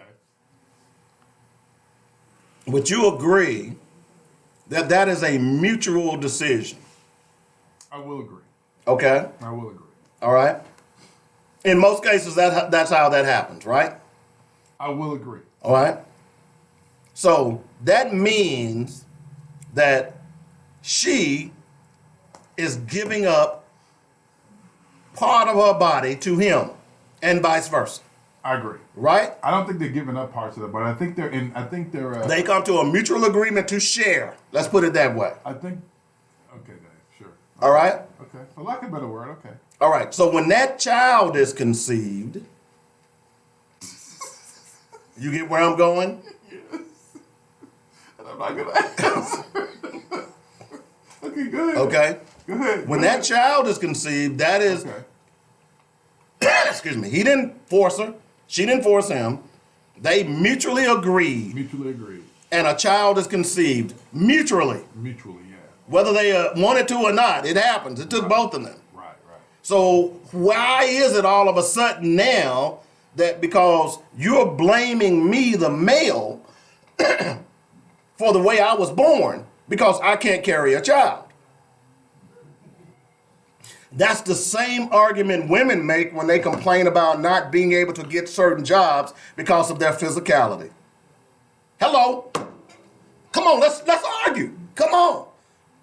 Come on. Come on. Exactly. Is it not? That tape that we just saw of that black man body slamming that carpet, I pointed out to you that little 5'2" woman who was no effect in that fight. It was almost like she was a teddy bear. Right? Okay. But because she is a woman, Okay. she was allowed to take that job regardless of her physicality, right? Right.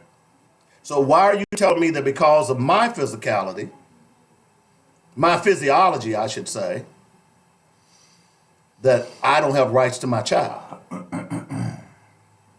You really think I'm gonna answer that question? Because you know I'm talking truth here. Dave, can I say something here? Sure, you can, Robert. Dave, I believe that each person, man and woman, have the right. They have the right. You have the right to do whatever you choose with your body whenever you choose to do it. Yeah, except when someone else is involved. You have the right to do whatever you want with your body. Except when someone else is involved. And when you two sit down and go to bed together and make a baby, then you rescind some of those rights. When that baby is conceived, your individual rights are no longer in play. Now, the rights of that child and the rights of that man Dave, has to come in play. I have a mother I do too. and a sister. I do too. Ton of aunties. Yep, so do I. Ton of female cousins. Yep, so do I. Ain't no way in the hell I'm having this conversation with I know you. you're not because they're not you're not screwing up my because weekend. women aren't logical. You're not screwing up? Oh. Women aren't logical when it comes to this argument. Remember what I told you when I went to Los Angeles? Remember what I did to them? Dave, yeah. But Remember? Dave, How many of y'all would take 21% of your salary Dave, and send it away with no comment? How many? Y'all listening right now who mad, who texting Robert right now, I want to know, how many of y'all would take 21% of your salary? No, I'll tell you what. Pick how many kids you got. You got 2 kids, take 29%. You got 3 kids, take 38%. You got 4 kids, take 48%. How many of you all would take that money and send it away to someone and you have no say-so with it? How many of you? How many of you all would agree to just talk to your child every 2 weeks on a Wednesday night? No, see them every 2 weeks on a Wednesday night and give them a phone call on a Wednesday night.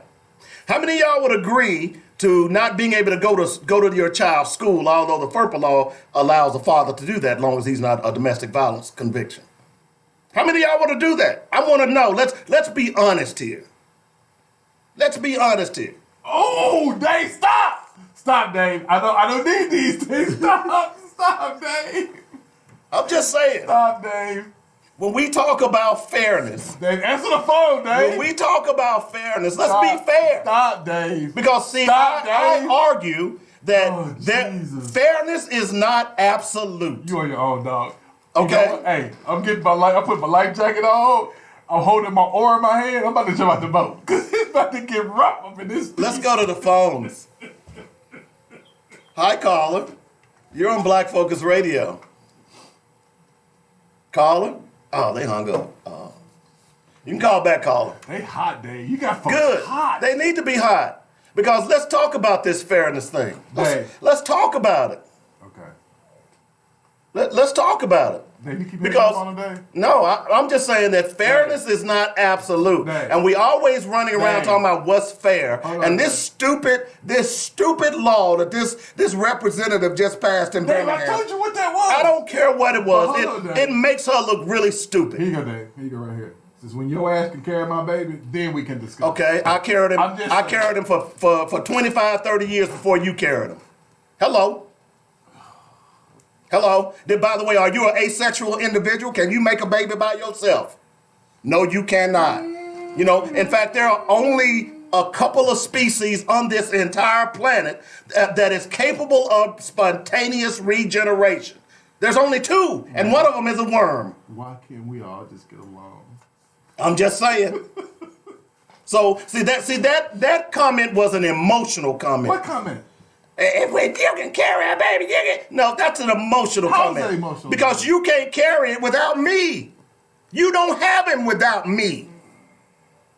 You see what I'm saying? I hear you. It takes two people. So, Dave, you know my mother's listening to the show right now? Mm-hmm. And, yeah, Dave, I'm not going to. I can't do that. Because I haven't got a text yet, but I know, Dave, if I say anything, it's about to go down. Yeah. Ain't gonna happen. You scared? I'm You scared? scared? Yeah, I'm scared. You scared? I ain't doing nothing. Don't you live by yourself? Yeah, but it don't matter. You must It go don't over there on matter. Sunday and still It eat. don't matter, man. Don't It you? don't You still matter. go over there It and get don't matter. food, don't you? It don't matter, Okay. man. It don't matter, man. You know I'm telling the truth. It don't Now, matter. and see, here's what's irritating me about you right now. What you talking about? That You if we were sitting in a bar, okay, drinking a beer, okay, you'd be high-fiving I me sure now. would, Dave. You must be at your damn mind. You must be at your mind. I'd be bobbing around right now. That's what I'm saying. I'm just saying. Drinks for everybody. I say all this to say that this is a stupid law. Here's if women want to get men on their sides when it comes to this issue, then you got to start treating men fairly as well. Dave, we got to stop talking about this. My phone, I don't think my phone can take all this meanness. That's why you go to a sperm bank, so you can avoid all you N-words like him. Well, you go right ahead. You go right ahead to your sperm bank. But guess what? If that dad decides to come back and BS, search, Dave, BS. good, I know.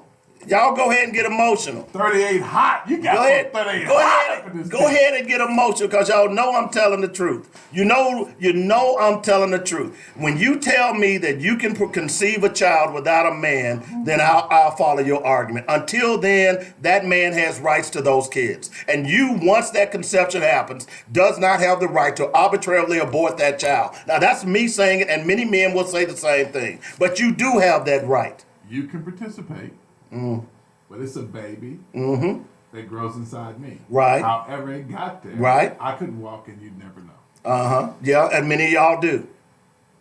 And that's selfish. Dave, why you Okay. taking shots at the sisters? I'm just being real with you, man. You know, I'm passionate about this issue. I mean, look, I'm not saying this to be mean. I'm being real. You're being real. Because the bottom line is that when it comes to custody in men are treated like second-class citizens. And nobody wants to make the point about it. Nobody wants to talk about it. And then everybody want to argue about equal rights. But where are my rights when it comes to my child? Oh, my right is to pay, right? My right is just to pay. And then be a father when you need me to be a father. Or be a part of the circus, so when I come to town, I just take little Johnny to Chuck E. Cheese's and entertain him. No. You don't want my values. No. You don't want my teachings. You don't want my convictions. You just want my check. Is that what I'm understanding here? Nobody is really angry about this. The lady succeeded because she got people talking about it, and that is exactly what he is doing. Exactly. That's why I'm talking about it. Great point. Great point. That's why I'm talking about it. Because I think abortion is an issue. I have a problem with white men telling women how to use their bodies. But there are circumstances. There are circumstances. Hey, Dave, can we talk about the weather, please? Because this is ugly. I don't care if they're getting mad. Because the only reason they get mad, why do people call your names? Because they can't debate the subject. You ready, Dave? Yeah, go you ahead. Ready for this? Go This is ahead. from a little young sister. Okay, go ahead, sister, mama, girl, She baby said- face, sweet potato pie. She said, you ready, Dave? You ready for this? She said, thanks to David Coleman, I no longer want to have kids.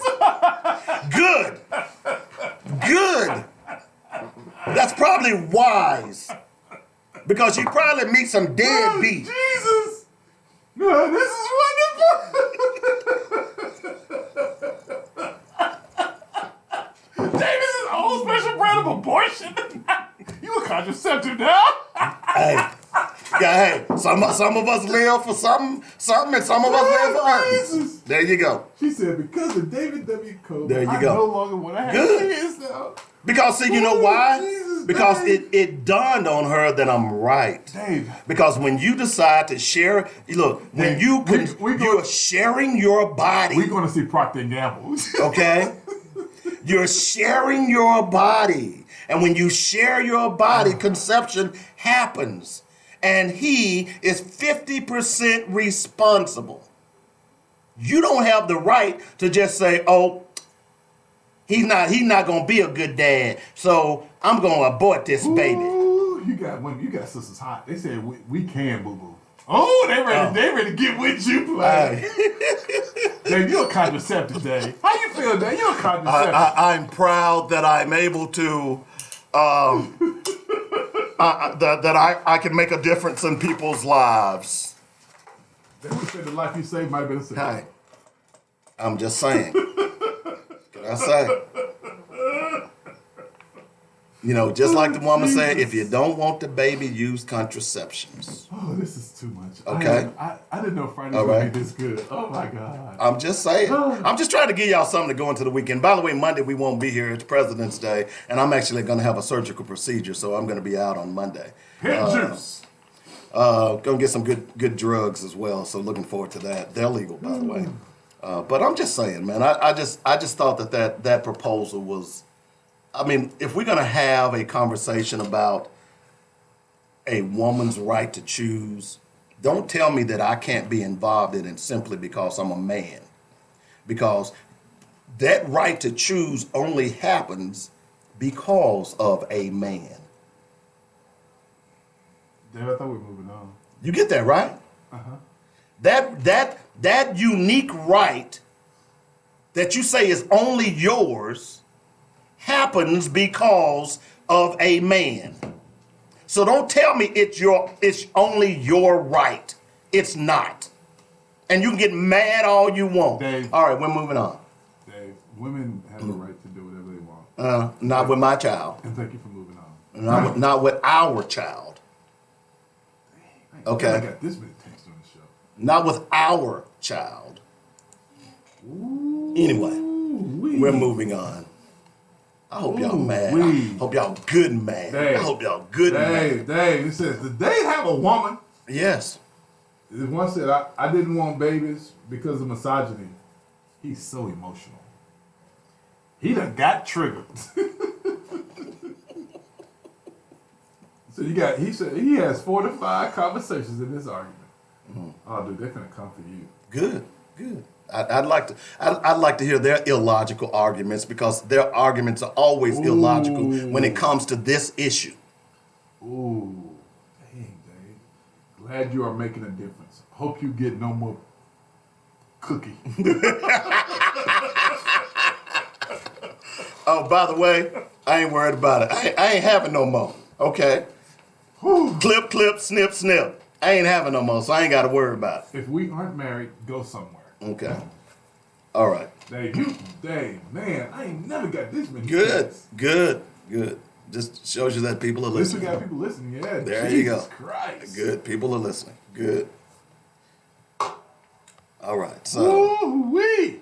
All right. So let's see what I got on. Let's see. Nobody said anything on Facebook yet. So. Well, hey, if you're listening, make sure you don't vote. Make sure you listen to the show from yesterday and listen to Judge Vic Fleming. Make your decision about who you're going to vote for. He's in a race with Peggy Egan. So listen to that tape and make sure you make your voice heard. In other words, watch who you're voting for. Watch who you're voting for. All right. So another thing I want to bring up. Okay. That kind of falls in line. I was going to bring this up earlier, but you got me on that other thing, Robert. And I said, okay. So, you talked about Judge Fleming and you talked about the numerous people that are in his court who are black people, right? Right.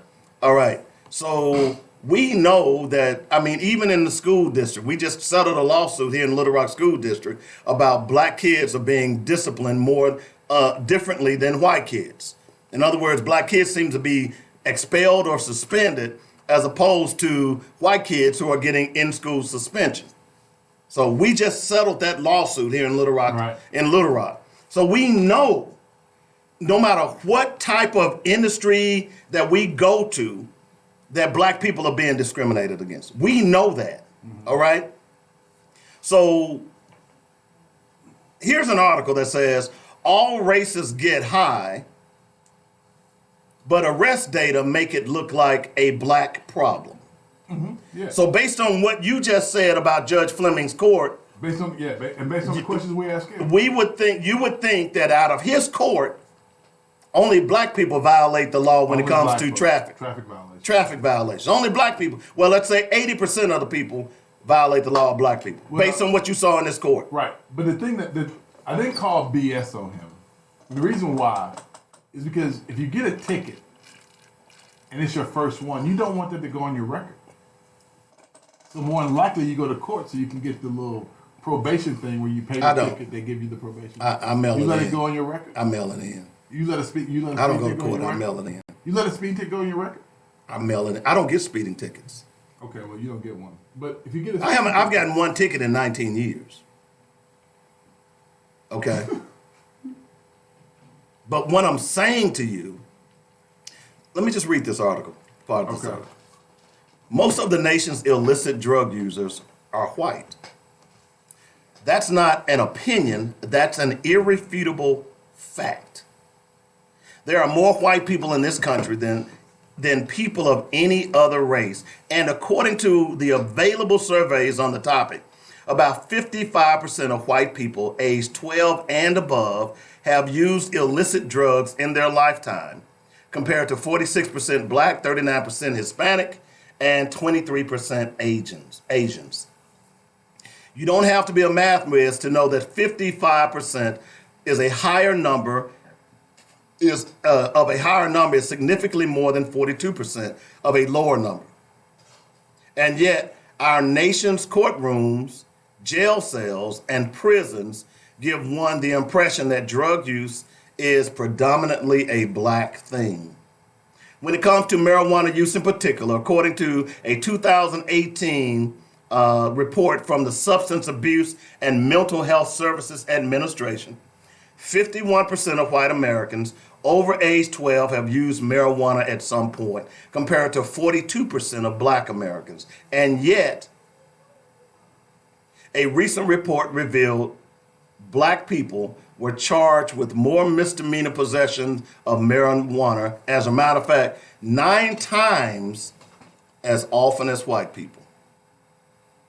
In 2018, black people were arrested almost 10 times more often. According to a report from the Cleveland City Council's recent decision to eliminate penalties for misdemeanor possession of marijuana isn't just a step toward decriminalization, it's a step towards racial justice. And I think that's the argument that we should be making about decriminalizing marijuana, is the fact, based on, and that's why I'm reading this article, based on this article, and we already knew this, is that you smell weed from a white kid, you pull him over, you might take his bag and dump it out or go smoke it, but you don't give him a citation. But he looks like your kid too. So. Exactly. But you see that you take 2 white, and I'm channeling the gun rights issue. Okay. So for years, about 3 years ago, there was a video that was put on Facebook about 2 gun rights advocates. Mm-hmm. One was black, the other was white. Okay. They did a test. The white guy had an M16 in a open carry state, walking down the street. He was never stopped. 15 minutes later, they gave the gun to the black guy, dressed in the same way, except for the fact that he was black. Walked him down the exact same street, and he was stopped in less than 5 minutes by police. Someone had automatically called the police on him. See, that's the point here, is that in this marijuana issue, that they are using it as a pretense. This is nothing more than Jim Crow updated. You see, But that's why when you ask someone in a position of power, coming into your court every day and seeing all these black people, do you not think that something has to be wrong? Because there's not an overwhelming majority of white people. But if you foster the Jim Crow system, no, you wouldn't think about it. You wouldn't pay attention to it. So you think because he said he's colorblind, because he said, and plus to go back, the man only gave us 30 minutes. Mm. He only gave us 30 minutes, and then he brought somebody black with him. He gave us 30 minutes, and he brought an escort, and he brought a bodyguard. I mean, come on. He probably heard you was 6'3". What was I gonna do, man? What was I gonna do to You know, him? your reputation around Little Rock is something else. What are you talking about? Man, I'm a nice guy. Everybody says I'm a nice guy. Hey, I'm just going by what I've heard. No, it's what they said about you, Dan Coleman. You know, I'm just going by That's what they said about you, Dan Coleman. They said you a fighter. They put them dukes up. No, I ain't fighting nobody with They said you put this the dukes broken up body. Trust They me, said you put I'd the rather dukes just up. shoot you. See? I'm just being real. Hey, look. Violent for no Man, damn reason. I ain't gonna be violent for no reason. I'll be violent when you violent with me. You know, I'd just rather shoot you because I can't fight you with all these broken backs and knees and ankles and fingers. You know, I'm just saying though. In this particular case, this is why this is the argument that you ought to be making to your state legislators. When are you gonna launch a bill? Because see, here's the thing: most of these people with these cases, as it relates to recidivism and so on and so forth, I would love to see how many of them actually had a drug charge that caused them to go to jail. I mean, go back. Or go back to jail. Well, go back. You understand what I'm saying? Yeah. How many of them got pulled over because they had marijuana in the car? And then that started a long string of, because see, once they get that first case on you, and then of course, they don't do diversion in a lot of cases. The system is what it is, man. So The system is racist. The system is, well, Ain't the system to can't it. be racist, Dave. The system itself can't be racist if the people who are in the system understand what the system is doing, right? Because you got people who are in the system. So what you're saying is that the people in the system themselves are racist. A system can't be racist. That is only the be, dumbest thing I've ever heard in my A life. system can only be what the people in it make it. Okay, let me ask you a question. Okay. If Because I your judge, make you your a judge cake, Vic Fleming said here yesterday. if I make you a cake, Judge Fleming said here yesterday and said, "I don't see color." you know why he don't see color? I don't see color. Because he's used to the system acting the way it does. He's part of the system. He is the Matrix. Oh my God, he's the Matrix. We've got to become unplugged. Man, you gotta stop. You are. He is. He's part of the Matrix. And until we become unplugged, then we're going to continue to suffer look, we need a Neo. See, we had a Neo. That was Marcus Garvey. That was our first Neo. No, that wasn't our first Neo. Who was our first Neo? Our Neo was the black preacher who had the revolt. Then we had Marcus Garvey. Then we had Martin Luther King. Oh, then we had Malcolm. Then we had Martin. They've killed them all. Nat Turner. They killed them all. Yeah. They were going. See, I think that's why the movie The Matrix resonated with me. I looked at it differently from other people. How'd you look at it? It's just that we are still living in that matrix. And we don't realize we are so stupid. And to give you an example of that, Mike Bloomberg. Mike Bloomberg is the woman in the red dress. You get that, right? You gotta stop, man. Boy, that's some deep stuff right there, ain't it? Stop, man. You gotta stop it. He's the woman in the red dress. That Neo wasn't paying attention to. We all live in this matrix, and the matrix is set up to control us, a la what? The Constitution. But the Constitution is not set in stone, because what have we seen over the last 2 weeks is that the Constitution applies to some, but it doesn't apply to others. Ooh, you tell me this ain't a matrix? Yeah, no. I'm with you. Listen, man. I'm just saying. When you have people, I mean, he said to me, "What would you like me to do as a sitting judge?" I'd like you to be human. Exactly, but I mean, I expected him to say, or I expected something more than you're the second person that asked me that in 10 years, in 23 years, right? He's a damn lie. I started to say that too. I was really being nice yesterday. Yeah, I mean, I didn't take my medication, so I was a little subdued. I think we were both being nice. I think the thing that disappointed me most was that, well, first he only gave us 30 minutes, and then you lie to our face when you come in and say you don't see color because you bring a black man with you. I mean, you didn't come by yourself. You brought a brother with you. You saw color today. Mm-hmm. I could have said that to him, but I didn't. Mm-hmm. Right? But you see color. You brought a wife. You brought a brother with you. Mm-hmm. You only see color what? You only see color on Thursday? He only saw color this past Thursday. This past Thursday. Because he was new and he was going to a black show. Yeah. So any other time, and I guess what, you know, I don't know. Everybody else we've ever invited on the show, of all the other white people we've invited on the show. Now, if anybody I would have expected to come and bring a bodyguard, it would have been Peggy Egan. She's going to walk up in a room with two brothers. Oh, Peggy goes everywhere. She ain't. Yeah, but I'm saying, Peggy if I'm expecting somebody to bring a bodyguard, I expect Peggy to bring. And you know what? And that's what I respect about her. Yeah, she just rolled up in here.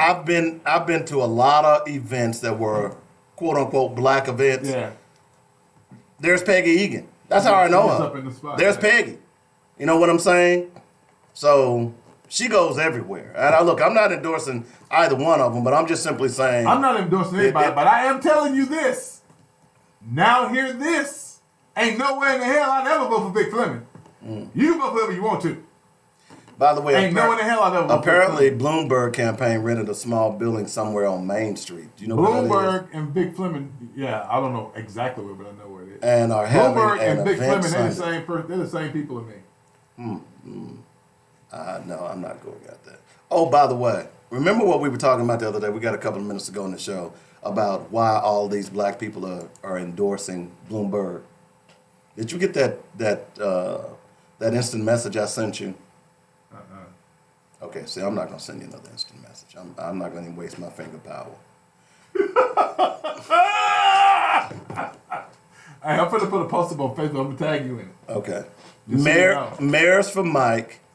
I did, yeah. How Bloomberg's money built the 2020. Remember what I told you? Bloomberg is paying people off. Now look, next time I bring something up on the show, would you please not try to pretend like I don't know what the hell I'm talking about? Dave, listen. You always do that to me. Are you going to... But Okay. Dave... Why do you do that? Because, Dave, in politics, sometimes people always think things can be one way, and it's not always the case. In politics, they paying you off. That's what politics in America is always, today. Dave.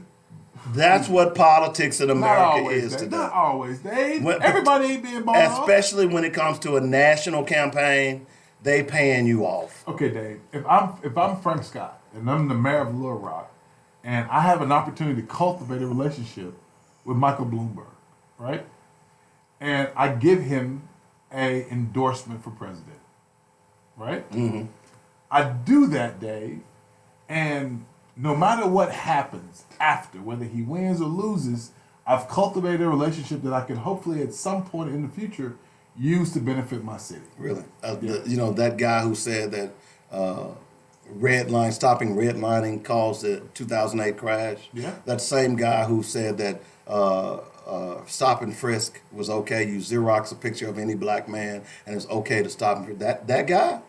That guy that one? Yeah. Oh.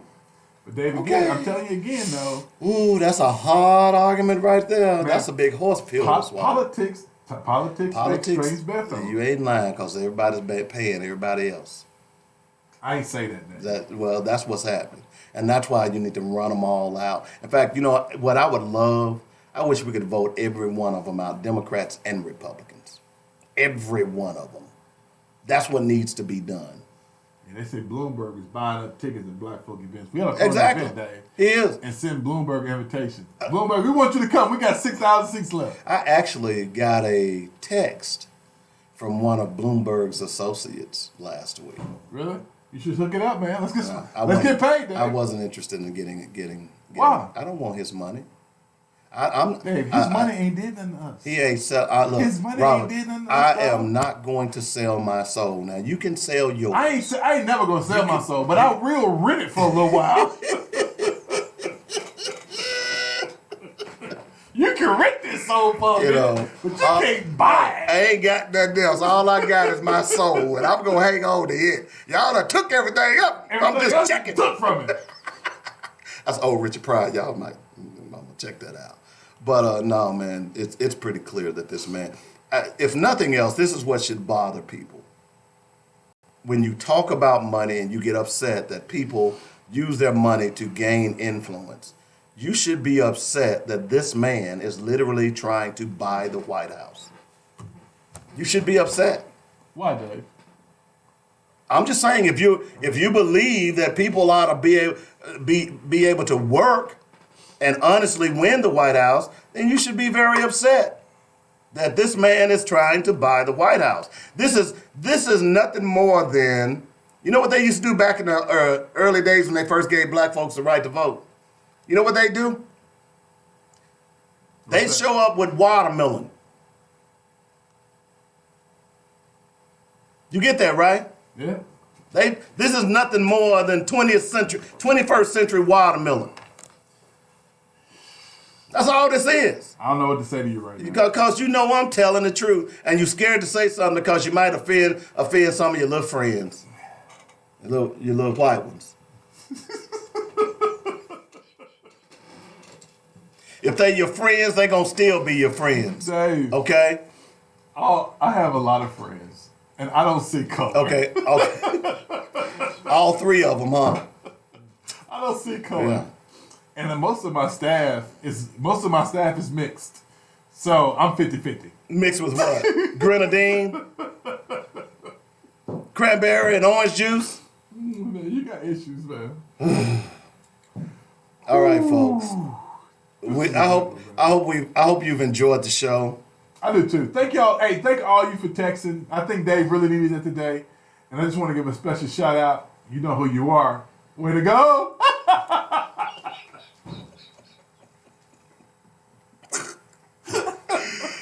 And, I would just like to say that if I made you mad today, I was doing my job. Ooh. Dave, stop. I don't get no text, man. I was. That's what Donald Trump said. All the Trump supporters. He's doing his job. He's supposed to make you mad. That's what a talk show host do. I'm supposed to elicit thought. I'm supposed to be thought-provoking. And sometimes, look, we have to learn to agree to disagree. Did y'all hear me call y'all names? But y'all on Robert's little text, calling me all out my name and making fun of me. See, y'all just did a Republican tactic. What y'all did was you didn't want to discuss the facts, so you did an attack. That's what Republicans do. Let's discredit him. That's what y'all do. But anyway, Robert, I'm stalling because I'm waiting on your quote. That thing we do every day at the end of the show. Oh, no problem, dog. No problem. I'm ready. Are you ready? Oh, no, I can't say that on there. Has something to do with a pig. Is a pig pork? Yeah, that. I have a little more alliteration in my saying, though. This has been a really good day. The paradox of education is precisely this. That as one begins to become conscious, one begins to examine the society in which he has been educated. James Baldwin, that's my dog. Yep. And again, someone said they didn't hear the Plato quote that they said they liked it, but they didn't hear it. So could I do it again? So here it is. If you do not take an interest in the affairs of your government, then you are doomed to live under the rule of fools. And that's what we have in the White House today. Plato was prophetic. Anyway, we got to go. So, people say they call 5 times. Don't be hanging up on them. I didn't hang up on you. I picked up the phone and asked you to say something, and you got chicken. That's what you did. You got chicken. We'll see y'all tomorrow. By the way, weekly sports magazine in the morning at 8 o'clock. We'll talk to you later. Peace.